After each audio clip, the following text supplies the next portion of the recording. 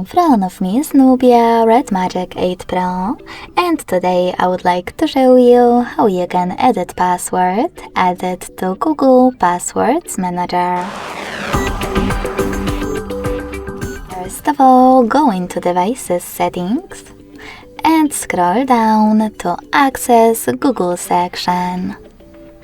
Then click on Autofill, Autofill with Google, and Google Password Manager.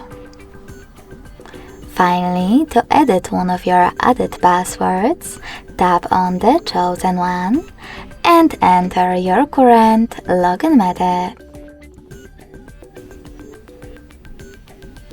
Then select Edit button right next to the delayed one and change wherever you wish to.